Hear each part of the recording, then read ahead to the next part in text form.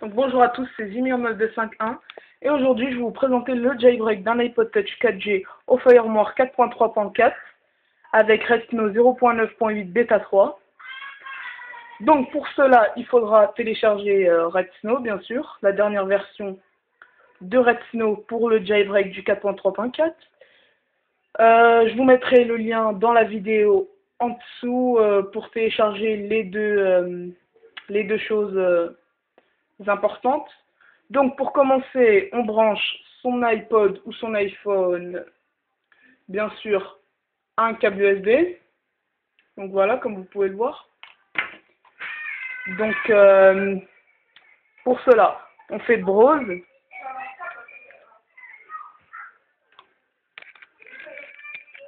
On fait browse et on sélectionne le firmware 4.3.4. Donc moi je le sélectionne et voilà, il va me faire Processing Firmware. Dès qu'il y aura écrit, il va me dire tout de suite IPSW Successfully Identified, comme vous pouvez le voir. Donc là, on peut continuer la procédure. Donc on clique sur Next. Voilà, il fait le patching kernel.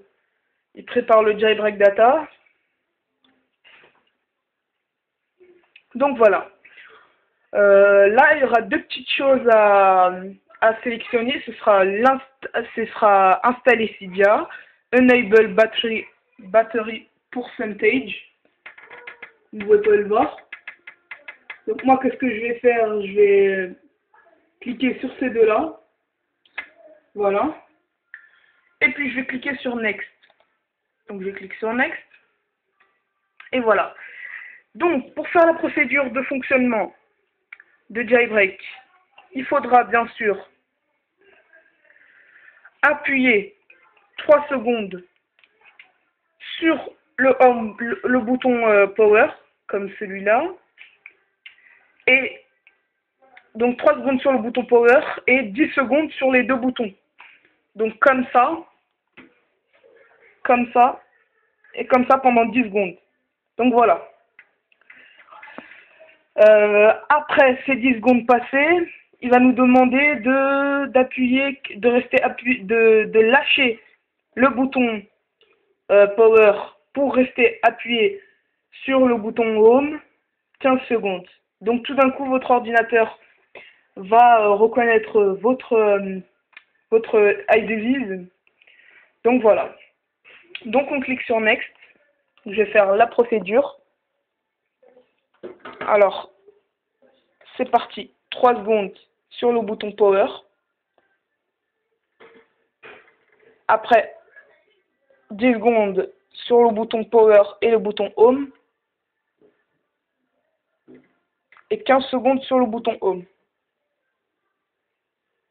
Donc, normalement, mon ordinateur va le reconnaître. Je suis bien ce qu'ils me disent. Ah, là, il y a une faute. Alors, on recommence. Ok. Donc, j'ai fait une faute de manipulation parce que c'est pas évident. Je tiens la caméra dans une main. Donc, voilà, je filme avec mon BlackBerry, donc c'est pas évident. Donc, voilà. Donc là, je refais la procédure. Donc, voilà. Là, il s'est déconnecté de mon ordinateur. Et là, je relâche le bouton Power pour rester appuyé sur le bouton Home. Donc, voilà. Mon ordinateur l'a reconnu, enfin Redsn, et là il fait le upload patching kernel. Là il fait l'uploading RAM disk. Donc là j'ai un petit disque dur avec écrit en dessous downloading jailbreak data. Donc il me jailbreak mon iPod Touch. Et là on a toutes les descriptions, les écritures qui défilent, les scripts. Donc voilà, on laisse faire. Donc on peut cliquer sur Finish à partir du moment où il y a écrit Done, comme vous pouvez le voir ici. Donc voilà. Donc je tenterai de refaire ce jailbreak un peu raté avec mon BlackBerry qui ne filme pas très bien à mon avis. Donc voilà, on laisse le jailbreak faire faire le travail. Donc là, on a l'ananas de Red Snow. Preparing Moving Application, ça va prendre un peu de temps. Donc voilà. Donc pour cela, il faut bien sûr avoir ces deux applications. Elles seront en dessous dans la description. Je vous promets de les mettre. Et je remercie Lolo du 451 qui m'a donné le lien, qui montre le lien dans ses vidéos pour télécharger le FireMoire et Red Snow. Enfin, le FireMoire, je l'avais déjà trouvé. Vous pouvez aller sur le site feelingsbronx.com, pardon. Donc je le mettrai aussi dans la description en bas, ici.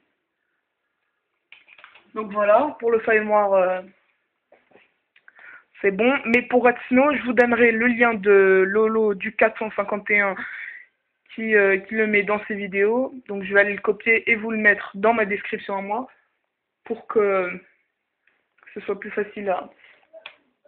Donc toujours, hein, le fil doit être relié à l'ordinateur. Pas de changement. Donc le Moving Application, il prend du temps. Là, il installe les bundles. Voilà. Là, ça va aller vachement vite.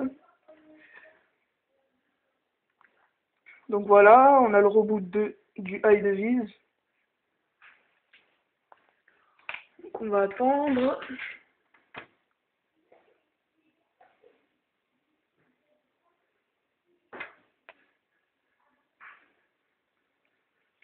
Donc je vous dis, je vais refaire le tutoriel parce qu'il est vraiment raté. Et là, c'est juste pour dépanner. Comprenez quand même. Je le referai, je vous promets de vous le refaire en meilleure qualité. On déverrouille. Et là, qu'est-ce qu'il y aura sur mon Springboard? Mon Springboard sera correctement. Mais là, tout à la fin, il y aura cette application où il y aura écrit Cydia. Et comme vous pouvez le voir, ça crache et ça fonctionne pas. Donc je clique, hop, ça marche pas. Pareil pour Safari, lui aussi va cracher normalement, oui. Donc la procédure a bien fonctionné, donc on va rouvrir Red Snow pour que le jailbreak soit finalisé.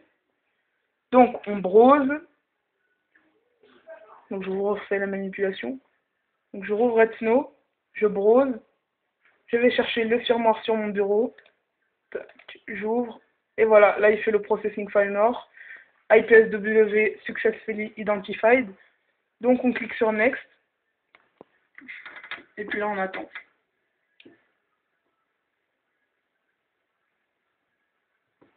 Donc voilà, on va décocher Enable Battery Percentage et Install Cydia. On va juste faire Just Boot Right Now. Voilà. Donc on va cliquer sur Next et on va refaire les mêmes procédures. 3 secondes sur le Power Button. 10 secondes sur le Power Button et le Home Button. Et 15 secondes sur le Home Button. Donc, Red Snow va le reconnaître. Donc, de toute façon, il y a les descriptions, il y a les explications. Ils vont vous le dire, ils vont clairement vous l'indiquer. Donc là, 3 secondes sur le Home Button. 10 secondes sur les deux boutons. Power et Home Button.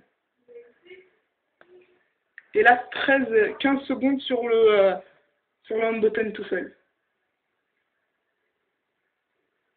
Donc voilà. Donc là, je fais Cancel pour vous refaire la procédure. Browse. Bureau, FireMoire, ouvrir. Next. Patching kernel.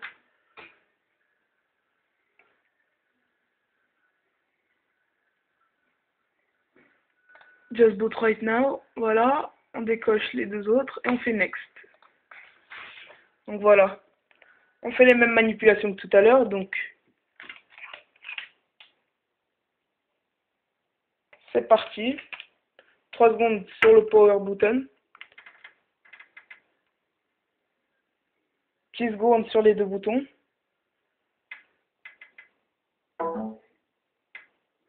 Et là, 15 secondes sur le Home Button. Voilà. Donc là, il y a le patching kernel. Et là, on laisse faire Repsno. Donc, c'est un jailbreak untethered qui a bien fonctionné, d'après ce que je vois. Donc voilà, on a l'ananas de Repsno qui apparaît sur l'écran de votre iPod Touch ou iPhone. Donc voilà, c'était Zimir 9251 pour le jailbreak du iPod Touch ou iPhone au 4.3.4. On va juste attendre le reboot du iPod Touch.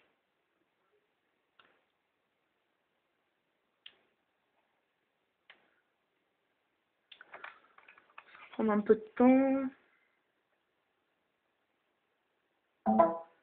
Voilà, on entend mon ordinateur qui le reconnaît, donc ça veut dire qu'il va pas tarder à s'allumer. Voilà. Donc, je déverrouille mon iPod Touch pour vous montrer à quoi ça ressemble.